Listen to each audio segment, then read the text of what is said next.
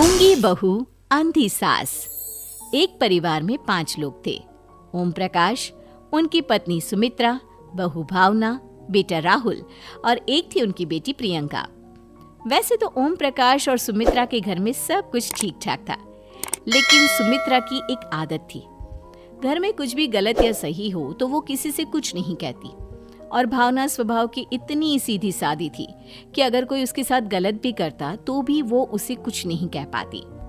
इसी के चलते प्रियंका और राहुल घर में मनमानी चलाते रहते, क्योंकि घर को संभालने वाली औरतें इस तरह से रहती थी जैसे वो गूंगी और अंधी हो।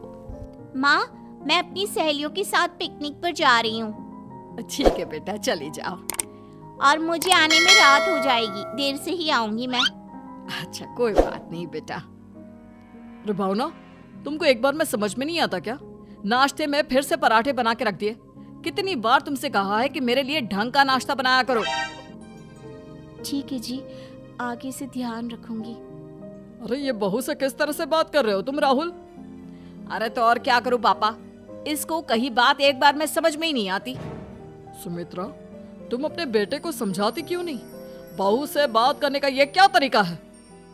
अरे जिसकी जैसी मर्जी आए करो, मुझे क्या। भावना बेटा, तुम भी तो कभी कुछ कहा करो। इस तरह क्यों सबकी बातें सुनती रहती हो? कोई बात नहीं पापा जी, सब ठीक है। रात को काफी देर तक प्रियंका घर नहीं आती और जब वापस लौट कर आती है तो एक लड़की के साथ बाइक पर बैठकर। सुमित्रा और भावना दोनों ही प्रियंका को लड़की के साथ देख लेते हैं। आज तो जोर से डांट पड़ने वाली है, लेकिन मैं डर क्यों रही हूँ? माँ तो सब कुछ देखकर भी अंधी बनी रहती है। और रही बात भाभी की, वो किसी को कुछ नहीं बताने वाली। कहने को भगवान ने आवाज दी है, लेकिन गूंगी है गूंगी।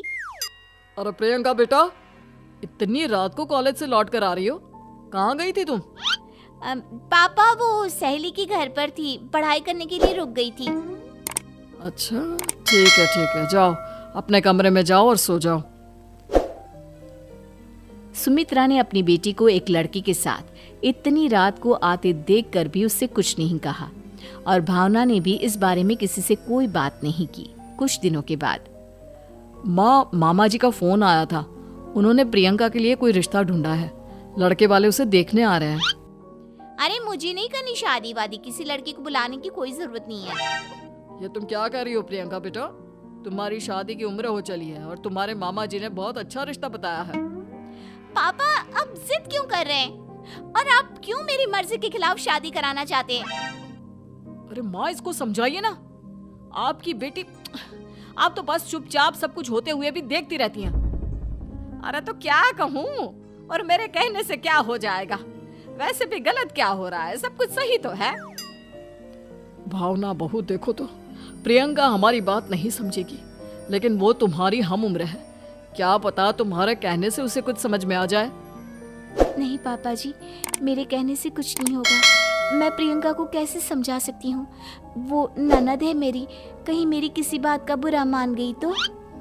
सुमित्रा और भावना में से कोई भी प्रियंका को कुछ नहीं समझाता। इस बात से राहुल और ओम प्रकाश जी दोनों ही परेशान हो जाते हैं।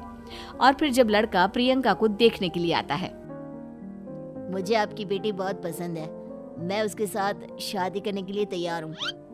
देखो, मुझे तुमसे शादी नहीं करनी, और ये बात जितनी जल्दी समझ में आ जाए अच्छा रहेगा। अरे तो फिर आप लोगों ने मुझे यहाँ बुलाया ही क्यों? माफ कर दो बेटा, वो हमारी बेटी जरा गुस्से में है। हम उसे समझाने की कोशिश करते हैं। हाँ, देखिए आप नाराज मत होइए, वो तो उसने बस ऐसे ही कह दिया होगा। अरे कोई ऐसे ही कुछ कहता है क्या? और ये आपकी पत्नी और माँ, ये दोनों इस तरह चुपचाप क्यों बैठे हैं, जैसे इस घर के मेंबर ही ना हो? आपके घर में सब कुछ ठीक तो है ना? अरे सब कुछ ठीक है बेटा। सुमित्रा, समझाओ ना अपनी बेटी को। अरे क्या समझाऊं, क्या होगा समझाने से? सब ठीक ही तो हो रहा है, गलत क्या हो रहा है? भावना, प्रियंका को अंदर लेकर जाओ और उससे समझाओ कि कितना अच्छा रिश्ता है। इतना अच्छा लड़का है, इस तरह से बिहेव ना करे। नहीं जी, मैं किसी से कुछ नहीं कह सकती जी। अरे अजीब परिवार है, मुझे तो यहाँ से निकलना पड़ेगा। इस तरह से तो आपकी बेटी की शादी किसी से नहीं हो सकती। जिसके घर की औरतें गूंगी और अंधी बनकर बैठ जाए, उस घर का कुछ नहीं हो सकता। ओम प्रकाश और राहुल सुमित्रा और भावना की हरकतों की वजह से बहुत परेशान हो जाते हैं। एक दिन वो दोनों आपस में बात करते हैं। पापा, समझ में नहीं आता कि भावना और माँ को कैसे समझाया जाए। सही कहते हो बेटा, तुम और मैं काम के सिलसिले में सारा दिन घर के बाहर रहते हैं और घर की दोनों औरतें जिन्हें सारा घर संभालना चाहिए गूंगी और अंधी बनकर बैठी है। पापा, आप ही बताइए इसका क्या उपाय है? मेरी तो कुछ समझ में नहीं आता बेटा, लेकिन हमें कुछ तो करना पड़ेगा, क्योंकि इन सब की वजह से प्रियंका बहुत ज्यादा बिगड़ती जा रही है। तुमने देखा उसे किस तरह से बिहेव किया था। अरे लेकिन पापा, हम करेंगे क्या? हमें एक नाटक करना होगा। कुछ दिनों के लिए हम भी गूंगे और बहरे बन जाते हैं, उसके बाद इन दोनों औरतों को अकल आएगी। हाँ पापा, शायद आपकी बात ठीक है। हम दोनों हर बार बात को संभाल लेते हैं और इसी वजह से माँ और भावना कुछ भी करने की कोशिश ही नहीं करते। और फिर अगले दिन, भावना, नाश्ते में क्या बनाया है? जी पराठे बनाए हैं। मेरे लिए पोहा बना दो। अच्छा जी ठीक है, अभी बना देती हूँ जी। बहू, नाश्ते में क्या बनाया है? पापा जी, पराठे हैं और पोहे बन रहे हैं। अरे बहू, मुझे तो उपमा खाने का मन था, मेरे लिए उपमा बना दो। ठीक है पापा जी, अभी बना देती हूँ। भाभी, जल्दी से जरा मेरा कॉलेज के टिफिन तो पैक कर देना। और सुनो, मुझे ना भिंडी की सब्जी खाने का मन है। सुमित्रा चुपचाप बैठी बैठी सब कुछ देख रही थी। उसने किसी से कुछ भी नहीं कहा और ये देखकर भावना को मन ही मन गुस्सा आ रहा था, लेकिन वो किसी से कुछ नहीं कह रही थी। उसे लग रहा था कि ओम प्रकाश जी, जो हमेशा उसकी साइड लेते थे, वो भी आज चुपचाप बैठे हुए थे। शाम के वक्त प्रियंका अपने बहुत सारे दोस्तों को लेकर घर आती है और उधर दूसरी तरफ से राहुल भी अपने ऑफिस के दोस्तों को लेकर घर आ जाता है। प्रियंका अपने कमरे में तेज म्यूजिक चलाकर डांस करती है और राहुल अपने दोस्तों के साथ बैठकर जोर जोर से हंस रहा था। प्रियंका और राहुल मिलकर पूरे घर को अस्त व्यस्त कर देते हैं, लेकिन भावना उनसे कोई शिकायत नहीं करती और सुमित्रा जी भी चुपचाप बैठी रहती है। लेकिन भावना और सुमित्रा के अंदर का गुस्सा धीरे धीरे बढ़ रहा था। फिर रात को ओम प्रकाश और राहुल एक दूसरे से बातें करते हैं। पापा, हमने इतना कुछ किया, फिर भी भावना कुछ बोलती ही नहीं और माँ भी कुछ गलत करने से किसी को रोकती ही नहीं। तुम चिंता मत करो बेटा, इन दोनों के अंदर का गुस्सा भर रहा है और बहुत जल्दी बाहर आने वाला है।